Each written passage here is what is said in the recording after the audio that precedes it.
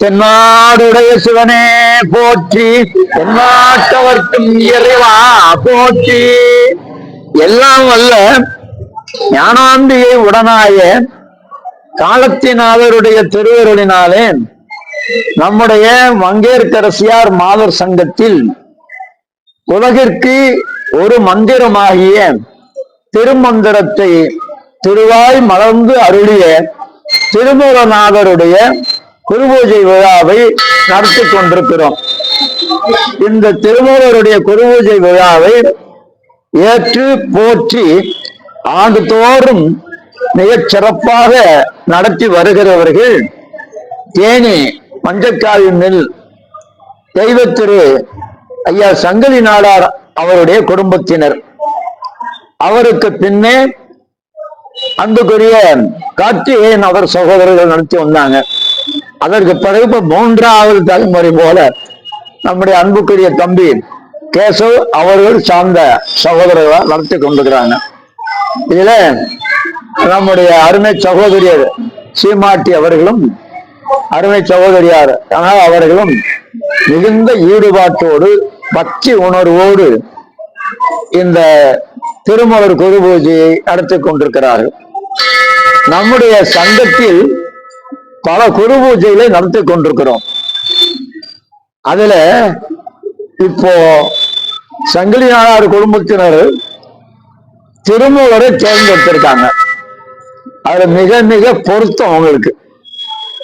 காரணம் என்ன அப்படின்னு கேட்டீங்கன்னா, மஞ்சக்காவி மில் அந்த வளாகத்துல ஆதி நாராயண சுவாமி எழுந்தருளி அந்த குடும்பத்திற்கு எல்லா விதமான திருவருளையும் தந்து காத்து கொண்டிருக்கிறார். அவர் ஒரு சித்தர். அந்த சித்தரை குலதெய்வமாக வழிபடு தெய்வமாக வழிபாடு செய்து கொண்டிருக்கிற குடும்பத்தினர் திருமூலரை தேர்ந்தெடுத்தது மிக மிக பொருத்தமான ஒன்று. அந்த வகையில் திருமூலரை தேர்ந்தெடுத்து அவருடைய குருபூஜையை சிறப்பாக ஏற்று போற்றி நடத்தி வருகிறார். அந்த குடும்பத்தினர் அனைவரும் எல்லாமல்ல ஞானாம்பிகை உடனாய காலத்தினாதருடைய திருவருள், திருமூலநாதருடைய நல்லருள்,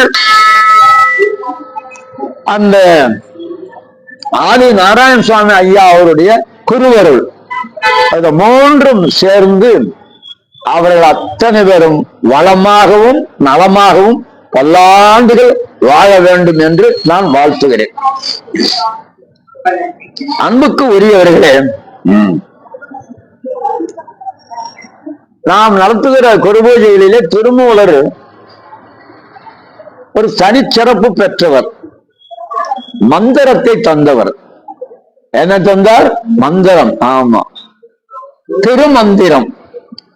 மந்திரம் என்பது மறைமொழி, நிறைமொழி மாந்தர், நிறைமொழி மாந்தர் தம் ஆணையில் கிளந்த மறைமொழித்தானே மந்திரம் என்ப. நிறைமொழி மாந்தர், மாந்தர்னா மனிதர்கள், இல்ல நிறைமொழி மாந்தர்னா அவங்க சொன்னபடி நடக்கும். சொல்றாங்களே, அவர் என்ன சொல்றாரு அப்படியே நடக்குதுங்க, பலிக்கும். அவர் சொன்னா பலிக்கும் சொல்லுவோம். அதுபோல அந்த சொன்னபடி பலிக்கக்கூடிய ஆற்றல் பெற்றவர்கள் நிறைமொழி மாந்தர். அவர் சொல்லி வைத்தது மறைமொழி, ரகசியமான மொழி, மறைமொழி. அதுதான் மந்திரம், அது திருமந்திரம் என்று. அதை தந்தவர் நம்முடைய திருமூலநாதர் ஆகிய அந்த பெருமானார். ஆமா, திருமூலர் ஒரு சித்தர், சிவயோகி. கைலாயத்தில திருமூலர் சிவயோகி என்ற பெயரோடு அங்கு வாழ்ந்து கொண்டிருக்கிறார். கைலையம்பதியில் காவல் தெய்வமாக இருப்பவர் நந்தியம்பெருமான். காவல் தெய்வமாக இருக்கிறவர் நந்தியம்பெருமான். அவரு தெரியாம ஒரு அணு கூட அங்க அசையாது. வெளியே இருந்து உள்ளே யாரும் போக முடியாது, உள்ளே இருந்து வெளியே யாரும் வர முடியாது. அத்தகைய தனிச்சிறப்பு பெற்றவர் நந்தியம்பெருமான். இன்னொரு சிறப்பு என்ன என்றால், நந்தி என்ற பெயர் சிவனுக்கும் உரியது. நந்தி என்ற பெயர் சிவனுக்கும். அந்த நந்தி என்ற பெயரோடு அவர் ஞான குருவாக எழுந்தருளி அங்க வீற்றிருக்கிற காலத்தில் அந்த பெருமானிடத்தில் சீடர்களாக இருந்து கற்றுக்கொள்ள வேண்டும் என்று பல பேர் முனைந்தார்கள். நல்ல குருவை தேடி கிடைக்கிறதே பெரிய பாடு. அப்போ கிடைத்தால்தான் வடான சிக்கனை பிடிச்சுக்கணும், எங்களுக்கு சொல்லுங்க சொல்லுங்க சொல்லுங்க அப்படின்னு. அப்போ நல்ல ஒரு குருவை நாடி அதை தேடிக்கொள்ள வேண்டும் என்ற விருப்போடு இந்த நந்தியம்பெருமானத்தை மாணவர்களாக சேர்ந்தவர்கள் நல்ல பாருங்க, 8 பேர் சீடர்கள். நந்தியோட சீடர்கள் எத்தனை பேருப்பா? 8 பேர். சனகர், சனந்தனர், சனற்குமாரர், சனாதனர், உபமன்யு, பதஞ்சலி, வியாக்கிரபாதர், சிவயோக மாமுனிவராகிய திருமூலர். அப்ப 8 பேர் நந்தியினுடைய மாணவர்களாக சீடர்களாக இருந்து கற்றுக்கொண்டிருக்கிறவர்கள். ஆமா. அப்போ அவர் எல்லா விதமான சிறப்புகளையும் கற்று தேர்ந்தவராக இருக்கிற அந்த திருமூலர் என்ன நினைக்கிறார்? இப்படியே தென் திசைக்கு சென்று தெற்கு பக்கமாக சென்று புதிய மலையில இருக்கிற அகத்திய முனிவரிடத்துல தமிழுடைய அருமை பெருமையெல்லாம் கற்று தேர்ந்து வர வேண்டும் என்று நினைக்கிறார். சிவபெருமான் பாணினிக்கு வடமொழியாய சம்ஸ்கிருதத்தையும் அகத்தியருக்கு தமிழையும் தந்தார் என்று ஒரு வரலாறு. சிவபெருமான் தந்தது சம்ஸ்கிருதம், அது பாணினிக்கு. தமிழ் யாருக்கு? அகத்தியருக்கு. ஆகவே அந்த பொதிகை இருக்க தமிழ் மனம் கமழ்வது, தென்றல் மனம் மட்டுமல்ல, தமிழ் மனம் கமழ்வது. பொதிகைக்கு போனாங்கன்னா அப்படி போனவங்க எல்லாவற்றையும் மறந்து அங்கேயே அலங்கு வயம்பா ஆகிவிடுவாங்க. ஆகையெல்லாம் ரொம்ப எச்சரிக்கையா ராமாயணத்துல சீதையை தேடி போறபோது வானர சேனைகளுக்கெல்லாம் அப்படி போறீங்கல்ல, போற போது புதிய மலை ஒண்ணு வரும், அங்க போயிடாதீங்க. அங்க போனீங்கன்னு சொன்னா நீங்க அங்கேயே இருந்துக்குவீங்க, எந்த வேலைக்கு வந்தோமோ அதை மறந்துடுவீங்க. அதனால புதிய மலையை அகன்று நீங்க இலங்கைக்கு போய் தேடி வாங்க அப்படின்னு சொல்லும். இப்ப அத்தகைய சிறப்பு பெற்றது இந்த புதிய மலை அகத்தியர். அங்கே வந்து அவரிடத்தில் தமிழை கற்று மகிழ வேண்டும் என்று அவர் பரப்புறார். அப்படியே கைலாயத்தை வந்து பரப்புறார் பாருங்க. திருக்கேதாரம், கைலாயத்துல வந்து என்ன அடுத்தது என்னப்பா? திருக்கேதாரம். அடுத்தது பசுபதிநாத். கேதாரம் அடுத்தது பசுபதிநாத். அதன் பிறகு நேபாளம். அதன் பிறகு வாரணாசி ஆகிய காசி, வாரணாசி ஆகிய காசி. அதன் பிறகு திருப்பருப்பதம் என்ற இடம், திருப்பருப்பதம் அல்லது மல்லிகார்ஜுனம் என்று சொல்லுவாங்க. அது அதையும் தெற்கே வருகிற போது திருக்காலத்தி. திருக்காலத்தி நமக்கு தெரியும், கண்ணப்பனுடைய சிறப்பற்று. அதிலே இருந்து அப்படியே அப்படி வந்து திருவாலங்காடு, காரைக்காலம் வரலாற்றை இடம்பெற்று அதை கடந்து காஞ்சிக்கு வந்தாராம். காஞ்சிபுரம் கோவில் நகரம், எங்க திரும்பினாலும் கோவில். அதனால காஞ்சிபுரத்தை கோவில் நகரம் என்றே பேசுவாங்க. அது பேரு கோவில் நகரம் என்று வரலாற்று ஆசிரியர் எழுதி வச்சிருக்காங்க. அதனால அந்த காஞ்சியில எல்லா திருக்கோயில் வழிபாடு கொண்டு சில நாட்கள் அங்கே தங்கி விட்டார். அங்கே தங்கியிருந்து வந்த நோக்கத்தை நிறைவேற்றுவதற்காக அப்புறம் கிளம்புறாரு. எங்க வர்றாரு? திருவதிகைக்கு வர்றாரு. எங்க வர்றாருப்பா? திருவதிகை. திருவதிகை யார் இருந்த ஊருப்பா? திலகவதியார். திலகவதியார் நாளும் நாளும் நாளும் தொண்டு செய்த திருப்பதி அந்த திருவதிகை. ஆமா. நிலபெருமாறு எண்ணுதியேல் நெஞ்சே நீ வா. அப்பர் அடிகள் திருநாவுக்கரசர் நிலை பெறுமாறு எண்ணுதியே நெஞ்சே நீ வா. நித்தலும் எம்பிரானுடைய கோயில் புக்கு புலர்வதன் முன் அழகிட்டு மெழுக்குமிட்டு பூமாலை புனைந்து ஏற்றி புகழ்ந்து பாடி தலையார கும்பிட்டு கூத்தும் மாடி சங்கரா சய போற்றி சங்கராயன் ஆடுகள் ஆரூரா என்றே அளவானல்லேன் என்று அப்பரடிகளாகிய திருநாவுக்கரசு பெருமான் தான். அப்போ திருவருகை அங்கே இருந்து திருத்தெல்லைக்கு வந்தார். தெல்லை சிற்றம்பலமாகி திருத்தெல்லைக்கு வந்தாரு. திருத்தெல்லையில அதை விட்டு அந்த பெருமான் ஆட அந்த அழகு அற்புதம் அதை விட்டு அகலவே மனசு வரலையா. அங்க பல நாட்கள் அப்படியே அங்க தங்கிட்டார். தினம் தங்கிட்டாரு. அப்புறம் சரி வந்த வேலையை நினைச்சு ஆமா அப்புறம் கலப்பணம் கிளம்பி திருவாவடுதுறை எங்க வந்தாருப்பா? திருவாவடுதுறை. திருவாவடுதுறையில வந்து பெருமானை வழிபாடு செய்து அப்படியே காவிரி கரையோரமாவே நடந்து வர்றாரு. காவிரி கடந்து காவிரியோரம் வர்றாரு. வருகிற போது நான் திருவாவடுதுறை காவிரி கரையோடு திருவாவடுதுறை வழியிலே வருகிற போது தொலைவிலே ஆமா திருச்சாத்தமங்கை என்ற ஒரு ஊர். என்ன ஊரு? திருச்சாத்தமங்கை. அந்த திருச்சாத்தமங்கைக்கு பக்கத்துல வந்த வெட்ட வெளியில பசு கூட்டம். வெட்ட வெளியில பசு கூட்டம். அதை உற்று பார்க்கிறார். பார்க்கிற போது என்ன தெரிகிறது? அந்த பசுக்கள் எல்லாம் கண்ணீர் விட்டு அழுது கொண்டிருக்கின்றன. கண்ணீர் விட்டு அழுது கொண்டிருக்கின்றன. சில பசுக்கள் அம்மா அம்மா அம்மா அப்படின்னு. எல்லா பசுக்களும் கீழே குனிஞ்சு ஏதோ முகந்து பாக்குறாங்களாம். என்ன ஆச்சு இந்த பசுக்களுக்கு? அது என்னன்னு பார்க்கணுமே. அதுதான் இப்ப நாம இருந்தா நம்ம வந்த வேலையை பார்த்துட்டு போயிட்டே இருப்போம். சிற்றுயிருக்கு உற்ற துணை இல்லையா? எல்லா உயிரும் என்புற்று இருக்க வேண்டும், வேற ஒன்று அறியேன் பராபரமே அப்படின்னாருல. அப்ப என்ன பண்ணாருன்னா அது என்னன்னு போய் பார்க்கலாம்னு சொன்னா, கீழே ஒரு ஆள் கிடக்குறான், இறந்துட்டான். அவன் பேரு மூலன். பேரு என்ன பேருப்பா? மூலன்.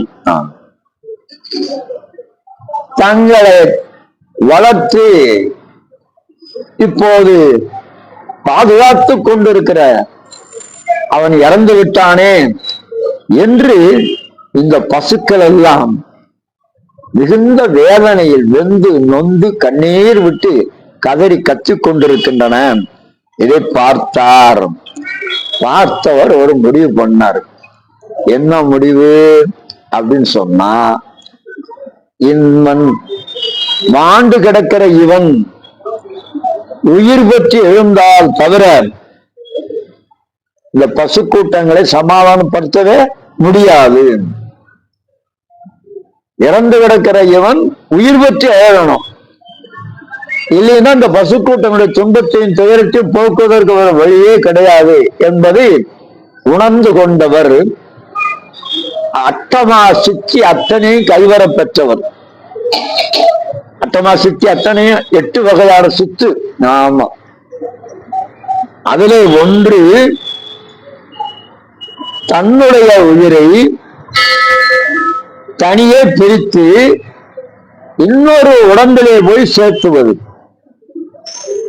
தன்னுடைய உயிரை தனியே பிரித்து உடம்பு உயிரும் தனியா பிரிச்சு என்ன ஆகும்பா? இல்லையா? தனியே பிரிச்சு அந்த உயிரை இன்னொரு உடம்பிலே கொண்டு செலுத்துவது இருக்கிறது, அது அட்டமா சித்திகளிலே ஒன்று. ஆகவே இது என்ன பண்ணாரு அப்படின்னா, ஒரு மறைவான இடத்துக்கு போனார், படுத்தார், அதுல இருந்து உயிரை தனியா பிரிச்சார். இங்க இப்போ உடம்புதான் கிடக்கு, அந்த உயிர் நேரம் எங்க போயிடுச்சு? இறந்து கிடக்கிற மூலனுடைய உடம்பிலே போய் புகுந்தது. இப்ப அந்த மூலன் உயிர் பெற்று இழந்தான். உயிர் பெற்று எழுந்த உடனே இந்த மாடுகளுக்கெல்லாம் எல்லையில்லாத மகிழ்ச்சி. அப்படியே மோந்து மோந்து மோந்து பாக்குறான். ஆமா, நாவால் நக்குறான். உடம்பெல்லாம் நாவால் நக்கி வாழை எடுத்து அப்படியே துள்ளி குதிக்குதான். ஆக அந்த உடம்புல இன்னொரு உயிர் வந்து பூந்திருக்கணும். அதுக்கெல்லாம் தெரியுமா? தெரியாது. இவன் எழுந்திருச்சாரு. அந்த மாடுகளை எல்லாம் அப்படியே ஓட்டி கொண்டு போனார். நிறைய புல்லு, பசுமையான புல் எங்க இருக்குமோ அங்கெல்லாம் மேய விட்டாரு. அதான் மேயுது.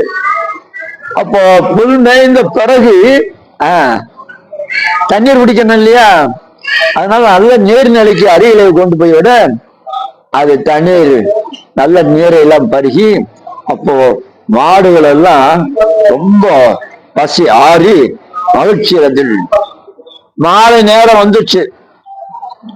மாலை நேரம் வந்த உடனே அங்கே கட்டப்பட்டிருக்கிற கன்றுகளை நினைந்து, பால் பசு அங்கே கட்டப்பட்டிருக்கிற கன்றுகளை நினைந்து பசுக்கள் எல்லாம் அப்படியே பரப்பிச்சு இடத்த விட்டு அப்படியே நகர்ந்து கொஞ்சம் கொஞ்சம் கொஞ்சம் கொஞ்சமா வந்து ஊருக்குள்ள வருது. இப்போ இவரு எந்த மாடு யாருடைய வீட்டு மாடுன்னு இவருக்கு தெரியாது. ஆனா மாடுகள் என்ன ஆகுதுன்னா, அந்தந்த பகுதி வந்தோம்னா அந்தந்த வீட்டுக்கு வந்த உடனே ஆகக்கூடிய மாடுகள் அந்தந்த வீட்டுக்கு போயிடுச்சு. அதுதான் கன்றுக்கு பசுக்கு உள்ள சிறப்பு வச்சு சொல்லுவாங்க. 1000 கன்றுகளுக்கு இடையே தன் கன்றை ஒரு பசுக்கு அடையாளம் கண்டுபிடிச்சிருமா. 1000 கன்று இருக்குமா ஒரே மாதிரி, ஆனா கண்டுபிடிச்சிருமா. அதே மாதிரி 1000 பசுக்களுக்கு இடையே தன்னுடைய தாயை கன்று அடையாளம் கண்டுபிடிச்சிடும். அது மாதிரி இப்ப என்னாச்சு, இந்த பசுக்கள் எல்லாம் வந்து அந்த ஒவ்வொரு பசுக்கும் அவரவர் வீட்டு பகுதியிலே போயிடுச்சு. அவரவர் வீட்டு பகுதியிலே போயாச்சு. அவரவர் வீட்டு பகுதியில போன பிறகு வெறும் ஆளா, தனி ஆளா நிக்கிறாரு. ரொம்ப நேரம் ஆயிடுச்சு. அந்த அம்மா எங்க நம்ம ஆள் போனவர் இன்னும் வரல, ரொம்ப நேரம் ஆயிடுச்சு அப்படின்னு தேடி வந்தார். இவர் நடு வீதியில பித்து பிடிச்சவர் போல நிக்கிறாரு. என்ன செய்யறது அடுத்து அப்படியே நிக்கிறாரு. இந்த அம்மா வந்து என்ன ஆட்சி இவருக்கு, ஏன் இப்படி நிக்கிறாரு, திரும்பி கூட பார்க்காம நிக்கிறாரு அப்படின்னு நினைச்சு பக்கத்துல போய், ஏங்க என்ன ஆச்சு உங்களுக்கு, ஏன் இப்படி நிக்கிறீங்க, நேரம் ஆயிடுச்சுல, மாடுகள் அழகக்கூடிய இடங்கள்ல போயாச்சுல, வாங்க போலாம் அப்படின்னு சொன்ன போதுதான் திரும்பி பார்த்தாரு. பெண்ணே, உனக்கும் எனக்கும் எந்த விதமான தொடர்பும் இல்லை. உனக்கும் எனக்கும் எந்த விதமான தொடர்பும் இல்லை. ஆகவே அவச்சிந்தனை நீக்கி சிவச்சிந்தனையோடு உன்னை இருப்பிடத்துக்கு போய் சேருவாயாக அப்படின்னு சொல்லிட்டு போயிட்டே இருக்காரு. இந்த அம்மா பின்னால தொடர்ந்து போக முடியல. இரவாயிடுச்சு, படுத்தாச்சு. இவர் அங்க போய் ஒரு மடத்துல தங்கி இருக்காரு. காலையில எப்ப விடியும் அந்த அம்மா பார்த்துட்டே இருந்து ஊர்ல இருக்க பெரியவங்களை எல்லாம் கூப்பிட்டு, எங்க வீட்டுக்காரருக்கு என்னமோ ஆயிடுச்சுங்க, என்னையே நீ யாருன்னு கேட்கிறாரு, உனக்கு எனக்கு எந்த விதமான சம்பந்தம் இல்லைன்னு சொல்றாரு, வந்து பாருங்க என்னன்னு பாருங்க அப்படின்னு சொன்ன உடனே இவர்கள் எல்லாரும் ஊரே திரண்டு அங்க போனா அந்த மடத்தில் சத்திரத்தில் சாவடியில் அமர்ந்து யோக நிலையில இருக்காரு. யோக நிலையில இருக்காரு. அவர் உடம்பை சுற்றி ஒரு ஒளி வட்டம், உடம்பை சுற்றி ஒரு ஒளி வட்டம் அவங்களுக்கு தெரியுது. அப்ப சொன்னாங்க அவங்க எல்லாம் சேர்ந்து, பெண்ணே, உன்னுடைய கணவன் சிவ சிந்தனை உடையவனாக மாறி யோக நிலைக்கு வந்து தவயோகியா மாறிவிட்டான். அதனால நீ அவனை பற்றி சிந்தித்து நேர காலத்தை வீணாக்காம வீட்டிற்கு திரும்பி சென்று உன்னுடைய குடும்ப வேலைகளை கவனி, குடும்ப வேலைகளை கவனி அப்படின்னு சொல்லிட்டாங்க. அவர் போயிட்டார் இல்லையா? அதுக்கு பிறகுதான் அவரே வந்தாரு, உட்கார்ந்தாரு, பாடுகிறார். அதுல எவ்வளவு தூரம் பாருங்க, திருமந்திரம் 3000 பாட்டு, ஆண்டுக்கு ஒரு பாட்டம் 3000 ஆண்டு பாடினாருன்னு ஒரு வரலாறுப்பா. ஆண்டுக்கு ஒன்றா 3000 பாடல்கள் பாடினார். தமிழ் 3000 பேரு, அதுக்கு என்ன பேருப்பா? தமிழ் 3000 அப்படின்னு. இப்படி பாடி அவரு முடித்து திருமந்திரம் என்ற அந்த பெயரையும் அதற்கு சூட்டி சிவச்சிந்தனையிலே இருந்து கைலை மலையை சென்று சேர்ந்தார் என்று வரலாறு போகிறது. 9 தந்திரம். எத்தனை தந்திரம்? 9 தந்திரம், 3000 பாடல்கள். 9 தந்திரத்துல 3000 பாடல்கள். பாடல்கள் அத்தனையும் தத்துவமாக இருக்கிற பாடல்கள் பல. புரியுது ரொம்ப கடினம், ரொம்ப எளிமையா இருக்கிறது சில பாடல்கள். இந்த தத்துவம்ங்கிறது பெரிய சொல், பெரிய வார்த்தை. ஆமா, தத்துவம்னா என்னய்யா அப்படின்னா,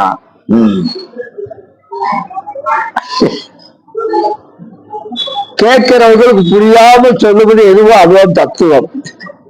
கேட்கிறவங்களுக்கு புரியாம சொல்லுவது அது தத்துவம். இதுல மகா தத்துவம் சொல்றாங்க. இருந்தாலும் சொல்றவனுக்கும் புரியாம கேட்கிறவனுக்கும் புரியாம சொல்றது மகா தத்துவம் அப்படின்னு சொன்னாங்க. இப்போ தத்துவ பாடல் நிறைய இருக்கு. சாதாரணமா இருக்கிற பாடல் கூட தத்துவ கருத்து. நமக்கு அங்கெல்லாம் நம்ம போக வேண்டாம், ரொம்ப சாதாரணமாவே நம்ம செய்தி எல்லாமே பார்த்துட்டு வரலாம். பார்த்துங்க.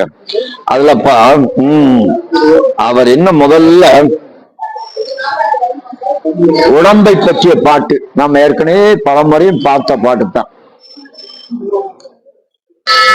உடம்பார் அழியன் உயிரார் அழிவர், திறம்பட மெய்ஞானம் சேரவும் மாட்டார். உடம்பை வளர்க்கும் உபாயம் அறிந்தே உடம்பை வளர்த்தேன் உயிரை வளர்த்தேன். இப்ப நல்லா கவனிச்சுங்க. ஆமா, உடம்பு உயிர். ஆமா, உடம்பும் உயிரும் சேர்ந்து இருந்தால்தான் என்னது மனிதன். அப்போ உடம்புல தனியா போய் இறஞ்சுன்னு வச்சுங்க, அதுக்கு என்ன பேரு? பிணம்னு பேரு. உயிர் தனியா அழுகுன்னு வச்சுக்கோங்க, பேய் பிசாசு. உடம்பு ரொம்ப முக்கியம். நம்ம பெரியவங்க எல்லாம் ஞானியர்கள் இருக்காங்களே, துறவிகளா இருந்தவங்க இது உடம்ப எவ்வளவு இழிவா பாடணுமோ பேசணுமோ அப்படி பாடியிருக்காங்க. ஏன்னா அவங்களுக்கு அதை பற்றி கவலை இல்லை. ஆனா உலகியல்ல வாழ்கிற நமக்கு உடம்பு ரொம்ப முக்கியம். ஏன்? சோறு இருந்தாத்தான் சித்திரம் எழுத முடியும். உடம்பு இருந்தாத்தான் அந்த உடம்புக்குள்ள உயிர் இருக்க முடியும். உயிர் இருந்தாத்தான் நாம வாழ முடியும். அப்ப நாம உயிரோடு வாழணும், இந்த உலகியல்ல வாழ்க்கை நடத்த வேண்டும் என்றால் என்ன வேணும்? உடம்பு வேணும். ஆகவே உடம்பை நன்றாக பேணி பாதுகாத்து கொள்ள வேண்டும். அவர் சொல்றார், உடம்பினை முன்னம் இழுக்கு என்று இருந்தேன், உடம்பின் உள்ள உருவொருள் கண்டேன். ஆமா, அந்த உடம்புக்குள்ளதான் என்ன இருக்கா? அது ரொம்ப முக்கியம்ப்பா. இறைவன் எங்க இருக்கான்? உள்ளத்துக்குள்ள. அங்கு இங்கு எனாதபடி எங்கும் பிரகாசமாய் ஆனந்த பூர்த்தியாகி அருளோடு நிறைந்திருக்கிறவன் இறைவன் இல்லையா? ஆனா அவன் உடம்பெனும் மனையகத்து வைத்தான். உடம்புதான் வீடா.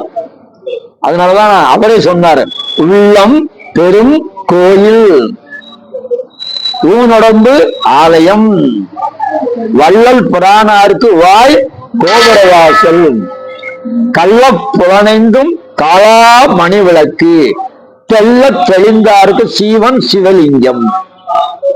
அப்போ இறைவன் உறைவதற்குரிய இடம் எது? அதனாலதான் இந்த உள்ளத்தை நம்ம பெரியவங்க ரொம்ப பெருசா அப்பா உள்ளத்தை தூய்மையா வச்சுக்க, உள்ளத்தை சுத்தமா வச்சுக்க. கொலை, களவு, கழுவு, காமம், பொய், சூது என்று சொல்லக்கூடிய பஞ்சமா பாதகம் எதுவுமே அந்தாதபடி உள்ளத்தை எப்படி வச்சுக்கணுமா? சுத்தமா வச்சுக்க.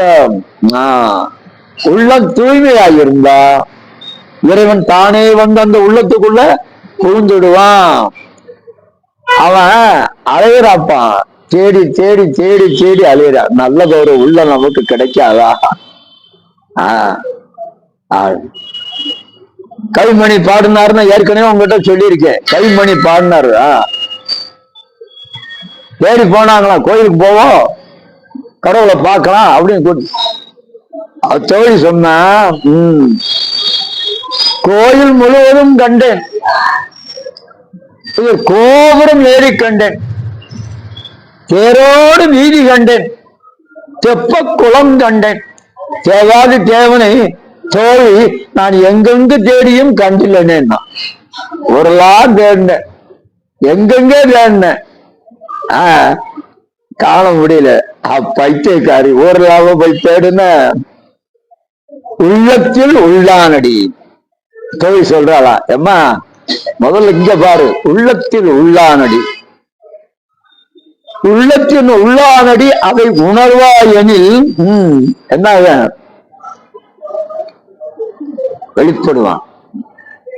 உணர்வாய உள்ளம் பெருங்கோயில் அவர் சொன்னார். அதனாலதான் இந்த உள்ளத்தை எப்போதும் நாம ரொம்ப கவனமா பார்த்துக்கணும். நம்ம பெரியவங்க ரொம்ப நிறைய நிறைய அதை பற்றி தாப்பா சொல்லி வச்சிருக்காங்க. எவ்வளவோ எவ்வளவோ எவ்வளவோ கேட்டாங்க. வெள்ளை நிற பூவோ, யாழ் நூல் தந்த விபுலானந்த அடிகள். யாழ் அவர் யாழ்ப்பாணத்துக்காரருப்பா. விபுலானந்த அடிகள், திருவானந்த வாரியார் சாமி அடிக்கடி அவரை குருநாதராக வச்சு போட்டோம். பாம்பன் சாமியிலையும் அவரையும் விபுலானந்த அடிகள். நம்ம அண்ணாமலை பல்கலைக்கழகத்தை வந்து பின்னால பேராசிரியர்களாக பணியாற்றி இருக்கிறார். யாழ் நூல் தந்தவர். அவர் சொல்றாரு, வெள்ளை நிற பூவோ, வேறு எந்த மாமலரோ, வள்ளல் அடி இணைக்கு வாய்த்த மலர் எதுவோ. கேள்வி கேட்கிறாரு. இப்ப பாருங்க, நல்லா கவனிச்சுங்க. வெள்ளை நிற பூவோ, வேறு எந்த மாமலரோ, வள்ளல் அடி இணைக்கு வாய்த்த மலர் எதுவோ. கேள்வி, பதில் வேணும்ல. வெள்ளை நிற பூவும் அல்ல, வேறு எந்த மலரும் அல்ல, உள்ள கமலமடி உத்தமனார் வேண்டுவது. இறைவன் எதை தேடுறானா? வெள்ளை நிற பூவும் அல்ல, வேறு எந்த மலரும் அல்ல, என்ன சொல்றாரு? உள்ள கமலமடி உத்தமனார் வேண்டுவது. அப்போ நம்முடைய உள்ளம் தூயதாக இருந்தால் இறைவன் தானே வந்து நம்ம உள்ளத்துல உடையாள் உந்தன் நடுவிருக்கும், உடையாள் நடுவில் நீ இருத்தி, அடியேன் நடுவில் எருவீரும் இருப்பதானால் உன் அடியேன் உன் அடியார் நடுவில் இருக்கும் அருளை புரியாய் அப்படின்னு கேட்டார்ல. அதுதான் ரொம்ப கவனமா கவனிக்க வேண்டியது. சரி, ஆகவே உடம்பினை முன்னம் இழுக்கு என்று இருந்தேன், உடம்பின் உள்ளே ஒரு பொருள் கண்டேன். கடவுள் இறைவன் அங்கதான் பார்த்தேன். ஆகவே உடம்பிலே உத்தமன் கோயில் கொண்டான் என்று உடம்பினை யான் பாருங்க இருந்து ஓம்புகின்றேன். அதை நாளும் நாளும் நாளும் நாளும் நான் அதை வளர்த்து வருகிறேன் என்று அந்த உடம்பினுடைய அருமை பெருமைகளை நமக்கு தெளிவாக சொல்லுகிறார் அவர். அதுக்கு மேல பாருங்க, ரொம்ப அற்புதமா அவர் சொல்றாரு. இன்னொரு அதுலயே ஒரு பாட்டு சொல்றாரு பாருங்க, 8000 ஆண்டுப்பா திருமூலர் பாட்டு. எத்தனை ஆயிரமா? 8000 ஆண்டு யோகம் இருப்பினும் யோக நிலையில 8000 ஆண்டு இருக்கானா. கண்ணார் அமுதனால் கண்டு அறிவார் இல்லை. 8000 ஆண்டுகள் யோக நிலை இருந்தாரு. கண்ணார் அமுதனை கண்டா அறிவார் இல்லை. உள்நாடி உள்ளே ஒளிவர நோக்கில் அகற்ற நோக்கினால் கண்ணாடி போல, எப்படிப்பா கண்ணாடி போல கலந்து இருந்தார். இப்ப கண்ணாடி முன்னால நம்ம போய் நிக்கிறோம் வச்சுங்க, தெளிவா தெரியும்ல. அப்போ உள்ளம் தெளிவா இருந்தா இறைவன் அங்க வந்து தெளிவா வந்து குளிப்பான். அதுல எந்த விதமான மாற்றமும் இல்லை. அதுக்கு சாட்சி என்ன? கண்ணாடி முன்னால நம்ம நின்றா முழு உருவம் உள்ளது உள்ளபடி அப்படியே தெரிவது என்று கண்கூடாக கண்டு கொண்டேன். ஆமா ஆமா, தேடி கண்டு கொண்டேன் திருமாலோடு நான்மகனும் காணாத தேவாதி தேவனையா. தேடி கண்டு கொண்டேன் யாரு? திருமாலோடு நான்மகனும் தேடி தேடவனாத அந்த பெருமகனை தேடவனா என்னுள்ளே தேடி கண்டு கொண்டேன் என்று திருநாவுக்கரசர் சொல்றார். என்று அற்புதமா ஒன்றே சொல்றார். ஒரு பாட்டு எல்லாரும் தெரிஞ்சது, அடிக்கடி நம்ம பேசுற பாட்டு தான். அது ரொம்ப முக்கியமான கோணம். ஒன்றே குலம், ஒன்றே குலமும் ஒருவனே தேவனும் நன்றே நினைமின் நமன் இல்லை நானாமே சென்றே புகுங்கதி இல்லை நும் சித்தத்து நின்றே நிலை பெற நீர் நினைந்து ஒய்மனே. அப்ப என்ன பண்ணிக்கணும்? குலம் ஒன்றுதான், இறைவன் ஒருவன் தான். குலத்திலே உயர்வு தாழ்வு பார்க்காத. 2000 ஆண்டுகளுக்கு முன்னையே 4 வர்ணம் சொல்லி வச்சுட்டு போயிட்டான். 4 வர்ணம் என்னப்பா? அரசர், அந்தனர், வணிகர், வேளாளர். ஆட்சி செய்கிறவர் அரசர், அர்ச்சனை செய்கிறவர் அந்தனர், வணிகம் செய்கிறவர் வணிகர், வேளாண்மை செய்கிறவர் வேளாளர் என்று 4 பிரிவு அப்படி இருக்கு. அப்புறம் வேறுபாடு இல்லைன்னு சொல்றீங்களா எப்படி அப்படின்னு கேட்டா அதான் சொல்றாரு. பிரிவு 4 இருந்தது உண்டுதான், ஆனா அதுக்குள்ள வேறுபாடு எப்பவுமே இருந்ததில்லை. அது ரொம்ப முக்கியமா. அதற்குள்ள வேறுபாடு என்பது கீழ்ப்பால் ஒருவன் கற்பின் மேற்பால் அவனும் கடுமே அப்படின்னா, கீழ் தாழ்ந்த நிலையில இருக்கிற ஒருவன் சாதின்னு நம்ம சொல்றோம் வச்சுங்க, அவனும் கூட கற்று தேர்ந்தா அவன் மேலான இடத்துக்கு வர முடியும் அப்படின்னு சொல்லி வச்சான். ஆகையால் ரொம்ப மிக முக்கியமா கவனமா நாம கவனிக்க வேண்டியது ஒன்று, அந்த வேறுபாடு என்ற ஒன்று நம்முடைய மனதில் எந்த நிலையிலும் இருக்கக்கூடாது. அனைவரும் ஒருவரே, எல்லாரும் என்னுடைய மக்கள், எல்லாரும் உயர்வு தாழ்வு. எப்பா நினைச்சு பார்த்தா பயமா இருக்குப்பா. எத்தனை சாதியா இருக்கா கணக்கு தெரியுமாப்பா? யாருக்காவது கணக்கு தெரியுமா? தெரியாது. சரி, ஒரு சாதிக்குள்ள எத்தனை பிரிவு இருக்குன்னு தெரியுமா? தெரியாது. ஆமா, ஒரு கூட்டத்துல உட்காந்து பேசிட்டு சொன்னாங்க, வேளாளர் அப்படின்னாரு ஒருத்தர். சரி, அவர் ஒருத்தர் வீரகொடி வேளாளர், துளு வேளாளர், கார்காத்த வேளாளர் அப்படி இப்படின்னு சொல்லிட்டு ஒருத்தர் சொன்னாரு. ஏயா போட்டு தொண்டை தண்ணி ஒருத்தர் சொல்லிட்டு இருக்க, 56 பிரிவு இருக்கியாரு. எத்தனை பிரிவு இருக்கா? 56 பிரிவு. வேளாளர்ல 56. எண்ண தொலையாத சாதி. இப்பதான் வேறுபாடு. அன்றைக்கு அந்த வேறுபாடெல்லாம் இல்லை. அவரவர்கள் கடமை. அரசன் ஆட்சி பண்ணா, அந்தனர்கள் அர்ச்சனை பண்ணாங்க இல்லையா? வணிகர்கள் தங்களுடைய வணிகத்தை கொள்வதும் மிக கூடாது, கொடுப்பதும் குறைவு கூடாது. அப்பா, ஒரு ஆளை பார்க்க முடியுமாப்பா? கொள்வதும் மிக கூடாது, கொடுப்பதும் குறைவு கூடாது வாணிகம் பண்ணணுமா? அப்படி வாணிகம் பண்ணி எல்லாம் பண்ணிருக்காங்க. ஆக எல்லாரும் ஒன்றே குலம் ஒருவனே தேவன் நன்றே நினைமேன் நமன் இல்லை நானாமே சென்றே புகும் கதி இல்லை அப்படின்னு நிறைய. ஒரே ஒரு பாட்டு மட்டும் சொல்லியிருப்பான், ஏன்னா நிறைய சொல்லணும்னு சொன்னேன், நேரம் இல்லை. ஒரே ஒரு பாட்டு. இந்த ஒரு பாட்டுல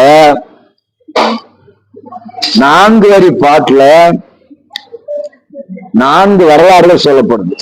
ஒரு வரிக்கு ஒரு வரலாறு. ரொம்ப அற்புதமான பாட்டு, நன்றாக தெரிந்து கொள்ள வேண்டிய பாட்டு. 4 வரி, 4 வரியிலே 4 வரலாறு.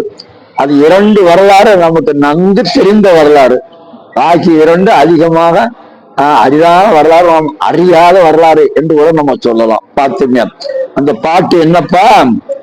தெளிவு குருவின் திருமேனி காண்டல். நல்லா ஞாபகம். தெளிவு குருவின் திருமேனி காண்டல், தெளிவு குருவின் திருநாமம் செப்பல். 2, தெளிவு குருவின் திருவார்த்தை கேட்டல், தெளிவு குருவின் திருவுரு சிந்தித்தல் தானே. இத சொல்லப்பட்டிருக்கு. முன் 2 வரலாறு நமக்கு தெரியும், பின்னால 2 வரலாறு தெரியறதுக்கு வாய்ப்பே கிடையாது. பார்த்துங்க. தெளிவு அப்படின்னா மேலான அறிவு, ஞானம். தெளிவு என்ற சொல்லுக்கு இந்த இடத்துல என்ன பொருள்? மேலான அறிவு, அதுதான் ஞானம். தெளிவு குருவின் திருமேனி காண்டல். எங்க வரணும் வாங்க. குருந்த மரத்தடியில் குருவாக அமர்ந்திருந்தாரு, குதிரை வாங்க போனாரு. அரிமத்தா பாண்டியனுடைய அமைச்சராக பொன்னும் பொருளும் ஏராளமாக எடுத்துக்கொண்டு எங்க போனாரு? கீழக்கரை அரவநாட்டு குதிரைகளை வந்து இறங்கி வாங்க வேண்டும் என்று ஏராளமான பொன்னும் பொருளும் கொடுத்து தன்னுடைய பரிவாரங்களோடு போனாரு. என்னாச்சு? காந்தம் இரும்பை கவர்ந்து இழுப்பது போல அங்க குறுந்த மரத்தடியில ஒரு உட்கார்ந்து ஒரு உபதேசம் பண்ணி கொண்டிருந்தார். எல்லாவற்றையும் மறந்து நேரம் அங்க போனார். அந்த திருவுருவையை கண்ணார கண்டு பருகினார். தெளிவு குருவின் திருவுரு என்னப்பா? காண்டல், திருமேனி காண்டல்.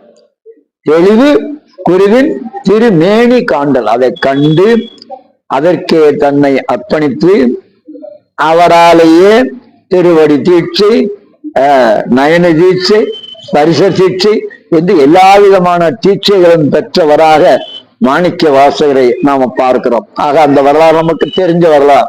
தெளிவு குருவின் திருமேனி காண்டல். அடுத்த வரலாறு நமக்கு நல்லாவே தெரிந்தவர். தெளிவு குருவின் திருநாமம் செப்பல். யாருப்பா? சொல்லுங்க பாருங்க, யாருக்காவது சொல்லுங்க. எப்ப ஆழ்வார் இங்க போய் வருவார்? பெரியவராங்க சொல்லுங்க. அப்போது அடிகள் திங்களூர் அப்போது அடிகள் அப்பரடிகளாகிய திருநாவுக்கரசரிடத்தில் எல்லையில்லாத பக்தி கொண்டவர். அதை அவரை பற்றி நன்கு தெரிந்து அருணகிரிகளை உணர்ந்து அவருக்கே தன்னை ஆட்படுத்தி அடிமையானவர். ஆனா அவரை ஒரு நாள் அவரு பார்த்ததில்லை, பின்னால வரலாறு போகுது. ஆனா அவர் மீது கொண்டிருந்த அன்பின் பக்தியின் காரணமாக தன்னுடைய தோட்டத்துக்கு திருநாவுக்கரசு தோட்டம், அங்க கட்டி இருக்கிற இல்லத்துக்கு திருநாவுக்கரசு இல்லம், அங்க தோண்டி இருக்கிற கிணத்துக்கு திருநாவுக்கரசு கிணறு, அந்த பக்கம் போட்டிருக்கிற சாலைக்கு திருநாவுக்கரசு சாலை, அருகே அமைச்சிருக்கிற சோலைக்கு திருநாவுக்கரசு சோலை. ஆமா, சரி, அதோட விட்டுச்சா? வீட்டுக்கு வந்தாரு பையன், 2 பையங்க. அவனுக்கு மூத்தவனுக்கு மூத்த திருநாவுக்கரசு, இளைய பையனுக்கு இளைய திருநாவுக்கரசு, மனைவிக்கு மனைவி திருநாவுக்கரசா, மனைவி திருநாவுக்கரசு. ஆடு மாடு அத்தனைக்கும் திருநாவுக்கரசு. அப்போ எந்த நேரம் எதை பார்த்தாலும் அந்த திருநாவுக்கரசு திருநாவுக்கரசு திருநாவுக்கரசு திருநாவுக்கரசு சொல்லிக்கொண்டே இருக்கணும். அதுதான் மேலான ஞானம். அப்ப அதுக்கு என்ன செய்யணும்? எல்லாவற்றுக்கும் திருநாமத்தை வச்சிடணும். அதுதான் தெளிவு குருவின் திருநாமம் செப்பல். சரியாயிடுச்சப்பா? இப்ப அடுத்ததான் முக்கியமா நம்ம கவனம். இது அநேகமா நம்ம பலரும் தெரிந்தெடுக்க வாய்ப்பு இல்லை. தெளிவு குருவின் திருவார்த்தை கேட்டல். தெளிவு குருவின் திருவார்த்தை கேட்டல். கமலை ஞான பிரகாசர்னு ஒருவர். கமலை கவலையும் போற்றாதீங்க, கமலை ஞான பிரகாசர். கமலை ஞான பிரகாசர் என்று சைவ சித்தாந்தத்தில் பெரிதா பேசப்படுறவர். ஆமா, அவரு திருவாரூர் திருக்கோயிலே சென்று நாளும் நாளும் வழிபாடு செய்கிற கடப்பாடு உடையவராக இருந்தார். நாளும் நாளும் சென்று கடப்பாடு. அவருக்கு பல சீடர்கள், முக்கியமான சீடர் குரு ஞான சம்பந்தர். யாருப்பா அவரு? குரு ஞான சம்பந்தர். திருஞான சம்பந்தர் இல்ல, குரு ஞான சம்பந்தர். ஆமா, சைவ சித்தாந்த குறவர்கள் அவங்க, சந்தான குறவர்கள் 4 பேர். குரு ஞான சம்பந்தர் அவரு, இவருக்கு குரு, அவருக்கு தொண்டு செய்வதே கடமை. பிரியாத நிலை போல அவரை விட்டு பிரியாது எப்போதும் இருந்தார். வழக்கம் போல இவர் திருக்கோயிலுக்கு வந்தார். கமல ஞான பிரகாசர் ரொம்ப நேரம் வழிபாடு செய்தார், கூடவே இருந்தார். பின்னால புறப்பட்டு போறாரு. இரவு நேரம் ஆயிடுச்சு. கையில தீப்பந்தம். என்ன பிடிச்சிட்டாரு கையில? ஆமா, யாரு? குருஞான சம்பந்தர் கையில தீப்பந்தத்தை பிடிச்சிட்டு அப்படியே போறாங்க. வீட்டுக்கு போறாரு. இவர் வீட்டுக்குள்ள போறவது பாருங்க, நல்லா கவனிச்சுங்க. இந்த கமல ஞான பிரகாசர் வீட்டுக்குள்ள போனவர் நிற்க அப்படின்னு சொல்லிட்டு உள்ள போயிட்டாரு. எப்படிப்பா? இவரு பார்த்தாரு, நிற்கன்னு தானே சொன்னாரு, செல்கன்னு சொல்லலையே, நின்றுட்டா இருப்போம். வரலாறு நம்ம எங்க கேட்டுக்கோமா பாருங்க. நிற்க அப்படின்னு தான் சொல்லிட்டு போனாரு, செல்க அப்படின்னு சொல்லல. உடனே அங்கேயே நின்றுட்டாரு. இரவெல்லாம் நிக்கிறாரு. கையில தீப்பந்தம். கொட்டு கொட்டு கொட்டு கொட்டுன்னு மழை கொட்டுதுப்பா.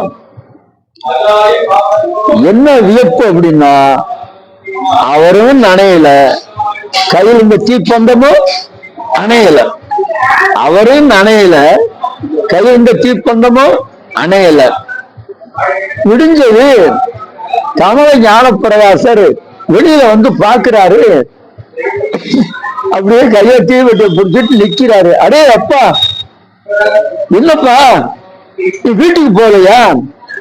இரவெல்லாமா அந்த கொட்டு மழையில இப்படி நின்ன அப்படின்னா, நீ செல்க என்று சொல்லல, இல்ல நிற்க என்று சொல்லித்தால போனீங்க, அதனால நிக்கிறேன்.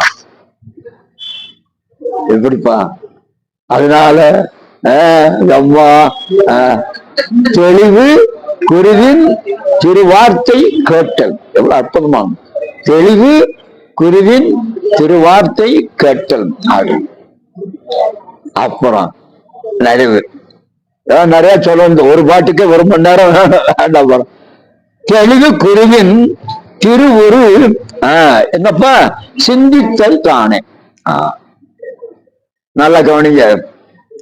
63 நாயன்மார்கள் ஒருவர் பெருமழலை குறும்பர். பெருமழலை குறும்பர், பெருமழை குறும்ப நாயனார். பெரிய பிராந்தம் நம்ம அடுத்த சொல்ல, திரும்ப பெரிய பிராந்தப்பா சொல்லணும். என்ன? ஆமா, பெருமழலை குறும்ப நாயனார். பெருமழலை என்பது ஒரு சிற்றரசு, அரசு, சிற்றரசு. புதுக்கோட்டைக்கு பக்கத்துல இருந்துச்சான். எங்கப்பா?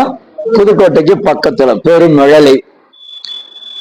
அங்க குறும்பர்கள் அதிகம், குறும்ப சமுதாயம். அதுல தலைவராக இருந்தவர், அந்த ஊர், அந்த சமுதாயம் 2 சேர்த்து பெருமழலை குறும்பர் என்று அவருக்கு பேரு. பெருமழலை குறும்பர் என்று அவருக்கு பெயர். அப்பா, அவரு மிகச்சிறந்த சிவன் அருட்செல்வர். சிவபெருமானிடத்துல எல்லையில்லாத பக்தி கொண்டவர். அதற்கு மேல சிவன் அடியாரிடத்தில் மிகுந்த பக்தியும் பாசமும் கொண்டவர். அடியவர்களுக்கு செய்யறது ஆண்டவனுக்கு போய் சேரும், ஆண்டவனுக்கு செய்யறது அடியவருக்கு போய் சேராது. அதுவும் திருமலைதான் சொன்னாரு. படமாடும் கோயில் பகவர்க்கு ஒன்றியின் நடமாடும் கோயில் நம்பர்க்கங்கு ஆகா, நடமாடும் கோயில் நம்பர்க்கு ஒன்றியில் படமாடும் கோயில் பகவர்க்கங்கு ஆகும் அப்படின்னு பண்ணார் இல்லையா? ஆக இவர் என்ன பண்ணாரு, அடியவர்களுக்கு எந்த நேரம் வந்தாலும் எத்தனை பேர் வந்தாலும் இல்லை என்று சொல்லாமல் அமுது படைக்கிறது. எத்தனை பேர் வந்தாலும் சரி, எந்த நேரம் வந்தாலும் சரி, இல்லை என்று சொல்ல. அது சில பேருக்கு நமக்கு நடைமுறை வாழ்க்கை எத்தனை தெரியும். ஒரு நாள் செல்லலாம், இரு நாள் செல்லலாம், பல நாள் பலரோடு செல்லினும். 14 பாட்டுப்பா. ஒரு நாள் போல விருந்துக்கு, 2 நாள் இல்ல, பல நாள் போனேன். நான் மட்டும் இல்ல, பலரோடு. ஒரு நாள் செல்லலாம், இரு நாள் செல்லலாம், பலரோடு பல நாள் செல்லினும் தலைநாள் போன்ற விருப்பினும் மாதோ. ஆமா, நாம போய் உட்கார்ந்தா மகளோட வடை பாயசம் அப்பளம்லாம் வரும். அடுத்த நாள் அப்பளம் இருக்காது, பாயசம் இருக்காது. அப்புறம் போனதுன்னு சொன்னா சாம்பார் இருக்காது, ரசம் மட்டும்தான் இருக்கு. அப்புறம் என்ன இருக்கு பாருங்க. ஆமா, நாமே சொல்லிக்காம எந்திரிச்சு வர்ற மாதிரி ஆயிப்போம். ஒரு நாள் செல்லலும், இரு நாள் செல்லலும், பல நாள் பலரோடு செல்லினும் தலைநாள் போன்ற விருப்பினன் மாதோ என்று சொல்ற மாதிரி அவர் அத்தனை பேருக்கும் முதல் நாள்ல என்ன செய்வார், அவர் அத்தனை பேருக்கும் செய்வார். அப்படிப்பட்டவர் சிவனடியார்கள் எல்லையில்லாத அன்புடையவராக இருந்த அவர் அப்படியே கேள்விப்படுற போது சுந்தரமூர்த்தி நாயனாரை பற்றி கேள்விப்பட்டார். சுந்தரரை பற்றி கேள்விப்பட்டார். அவருக்கு எல்லையில்லாத வியப்பு. இப்படியும் ஒரு தொண்டன், இறைவனே நம்மை உமக்கு தோழமை தந்தனம். எப்படிப்பா? அப்பா சுந்தரா, என்னையே உனக்கு நண்பனாக தந்து விட்டேன். எங்க நடக்கிற காரியம்? நம்மை உமக்கு தோழமை தந்தனம் என்று இறைவனே வந்து அவனுக்கு நட்பம் ஆயிருக்காரு. ஆமா, புத்தூர்ல சடங்கு சிவாச்சாரமாக திருமணம் நடந்த போது தடுத்து நிறுத்தினவர் ஒரு திருமணத்தை நடத்தி நிறுத்திட்டு 2 திருமணத்தை நடத்தி கொடுத்திருக்காரு. பறவை நாச்சியார், சங்கிலி நாச்சியார். ஒரு திருமணத்தை தடுத்து நிறுத்தி 2 திருமணம். என்ன அற்புதம் எல்லாம் பண்ணியிருக்காரு. வேலை உண்ட பாலனையே எழுப்பி தந்திருக்காரு. எப்படி சொல்லி அவர் மீது ரொம்ப எல்லையில்லாத பக்தி. அவரை பார்த்ததே இல்லை, ஆனா மிகுந்த அன்பு. எப்ப பார்த்தாலும் அவருடைய திருவுருவத்தையே மனச்சல நினைக்கிறாரு. திருவுருவம் சுந்தரா சுந்தரா சுந்தரா சுந்தரா என்று அவருடைய திருவுருவை எப்பவுமே பெயரை உச்சரிக்கிறது. அவருடைய திருவுருவத்தை கண்ணாலே கண்டு மகிழ்வது என்று இருக்கிறார். அப்படி இருக்கிற போது ஒரு நாள் சுந்தரர் சேரமான் பெருமாள் நாயனாரிடம் திருவஞ்சை களத்திலே இருந்து கைலாயத்துக்கு புறப்பட்டு போகிறார் என்பதை இந்த பெருமழை குறும்பர் யோக சித்தியினால உணர்ந்து கொண்டார். யோக சித்தினால உணர்ந்து கொண்டார். ஆஹா, உயிர் போகிறது. என்ன போகுதா? உயிர் போகுது. உடம்பு நான் இங்க இருந்து என்ன பண்ண, உயிர் மேல போய் கைலாயம் போறது, உடம்பு இங்க இருந்து என்ன பண்ண அப்படின்னு முடிவு பண்ணி அவர் போற போது என்ன பண்றாரா, இவர் கற்ற அந்த வித்தைகளினாலே மூலாதாரத்தில் இருந்து குண்டலினி சக்தியை கொஞ்சம் கொஞ்சம் கொஞ்சமாக எழுப்பி மேலே கொண்டு வந்து கபாலத்தை திறந்து கொண்டு உயிரை கொண்டு போய் கைலாயத்தில சுந்தரமூர்த்தி சாமிக்கு முன்னே போய் நின்றார். தெளிவு குருவின் திருவுரு சிந்தித்தல் தானே என்று வரலாறு. ஆக தெளிவு குருவின் திருமேனி காண்டல் மாணிக்க வாசகர், தெளிவு குருவின் திருநாமம் செப்பல் அப்பூதி அடிகள், தெளிவு குருவின் திருவார்த்தை கேட்டல் குறிஞான சம்பந்தர், தெளிவு குருவின் திருவுரு சிந்தித்தல் தானே பெருமழை குறும்பர். பெருமழலை குறும்பர். ஒன்று மூலன் உரை செய்த 3000 தமிழ். எத்தனை பாட்டுப்பா?